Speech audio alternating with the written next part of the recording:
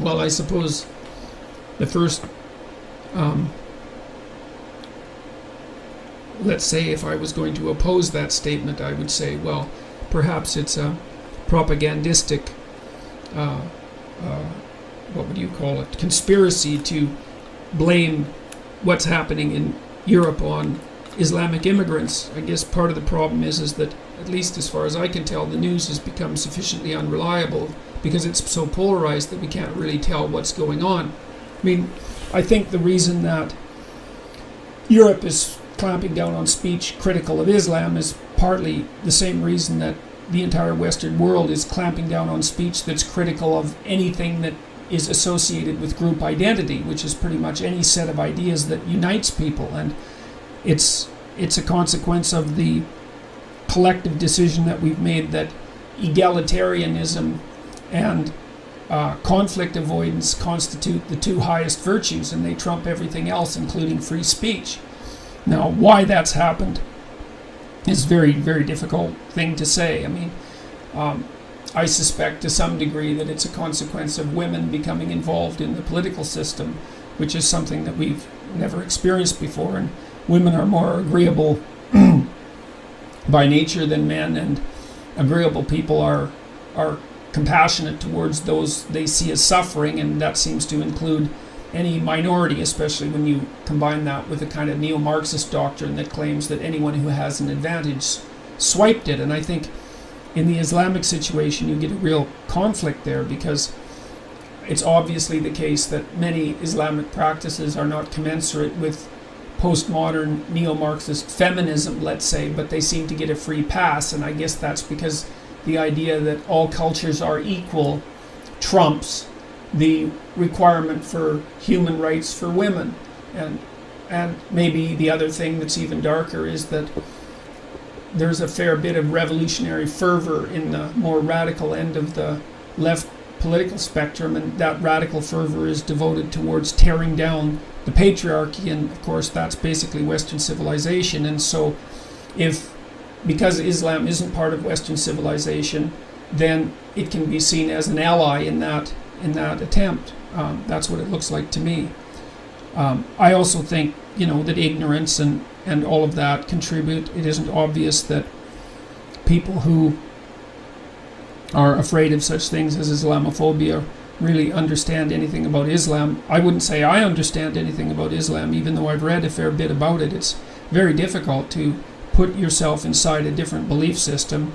I'm somewhat apprehensive about Islam because it looks to me like it's a totalizing system as well as a religion. And it's a totalizing system because everything has to come under its purview, including law and everything that goes along with that. There's no separation between church and state.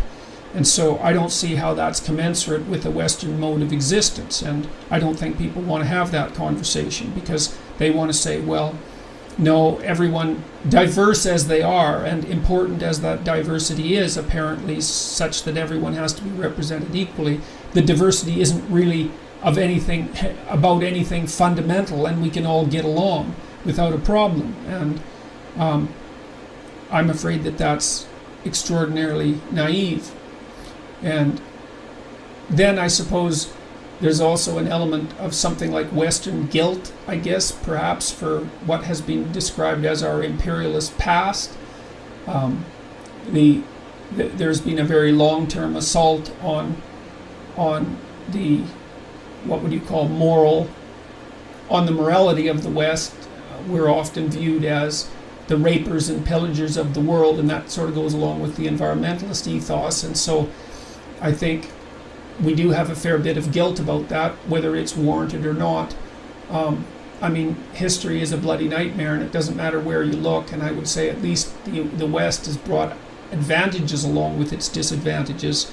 And I think that our attitude towards individuality is fundamentally correct and absolutely vital. And I would also say that the only countries in the world that are essentially worth living in any real sense, are the ones that are predicated on the Judeo-Christian tradition and manifested in the law Western. is the border that stops someone from stealing your laptop. And if it's an Apple laptop, well, it's the sort of laptop that a social justice warrior would carry.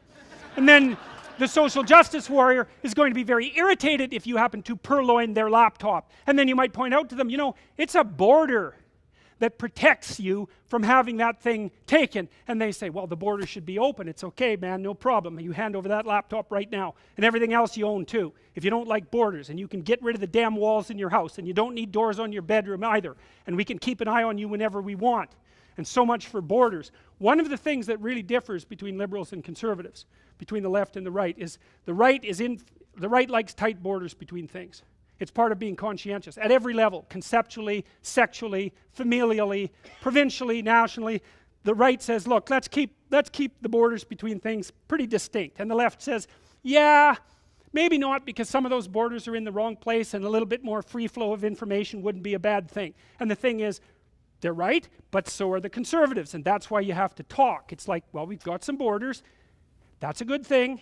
Maybe some of them need to be moved around a little bit, and that's what the political dialogue is for. But that doesn't mean that borders themselves are a bad idea. They're a great idea, because without borders, everything mashes into the same untenable state of undifferentiated chaos, and you can't live in that. And so the people who are trying to tear down the borders conceptually, politically, and practically, what they want is the chaos that that would bring. They either want that, or they're too foolish to know that their pursuits will produce that.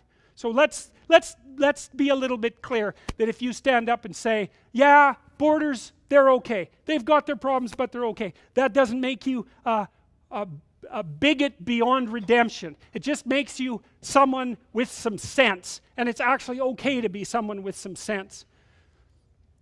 Limits on immigration are also reasonable. Well, we need to figure out what those limits are, and that's what the bloody political dialogue is for. But the fact that it should be limited to some degree is also reasonable. Otherwise, why not just open the borders and let everybody come in? Well, the reason you don't do that is because a complex system cannot tolerate extensive transformation over too short a period of time. Now, you want immigrants to come in, especially if they're the sorts of immigrants who are likely to contribute properly to the success of your polity, and lots of immigrants do that. I mean, I think the vast majority, for example, of entrepreneurs in the United States come from the Indian subcontinent. So great, you know, bring them over. They're highly educated, they're extraordinarily productive, they make lots of new businesses, and then they pump money like mad back into India.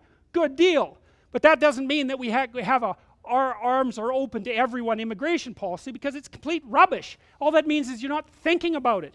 So, and here's a coda to that for conservatives. Here's something. I've been thinking about this a lot lately. It should not be assumed that citizens of societies that have not evolved functional individual rights predicated polities will hold values in keeping with such polities. So we could say, look, there are a lot of countries in the world that are not governed well. The vast majority of them, right? And they've been not governed well forever. And to me, that means that there's something wrong with the values that are held collectively by the people who've established those polities. Well, you shouldn't be naive and assume that merely because you move them to a new country, they're going to let their innate democratic longings flourish. It doesn't work that way.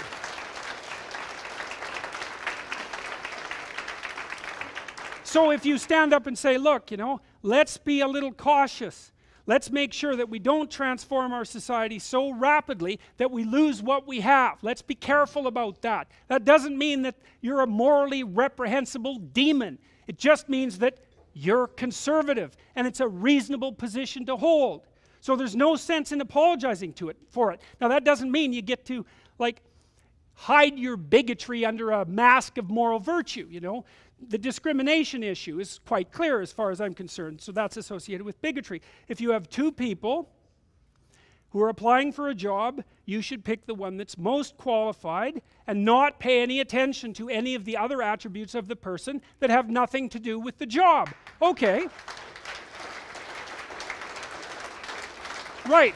I think we figured that out in about 1965. Now, we're not doing it perfectly, you know, but it's not that much later than 1965, and our society, particularly in Canada, is pretty damn open. You can come in here, and if you work hard, and if you're fortunate, you don't get sick, and God smiles on you, so to speak, you can be successful. There's still prejudice, unreasonable prejudice and discrimination, but our society is not, as the radical egalitarian equity promoters have it, structurally racist, bigoted, and misogynistic.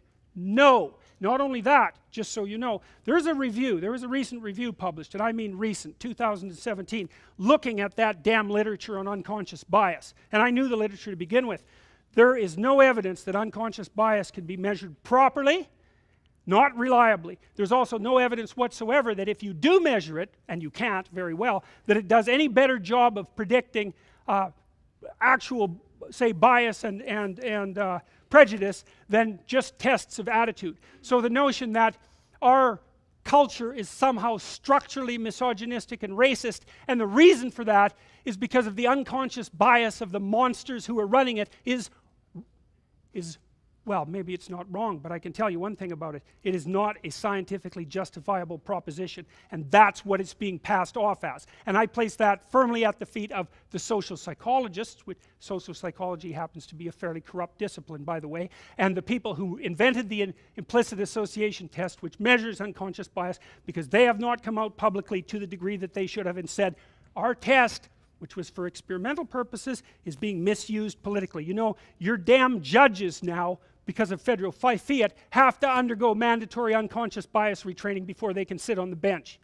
And so you don't think that's political re-education, it's because you're not paying attention. And there's zero evidence that it does what it's supposed to. And I would also recommend to all of you, if you happen to be in a workplace that introduces diversity training or unconscious bias training as a mandatory requirement, you tell them in no uncertain terms that you are not participating in a process that deems you bigoted and misogynistic without evidence of that being the case. And if you trot off to the training, then you've just agreed that that's who you are.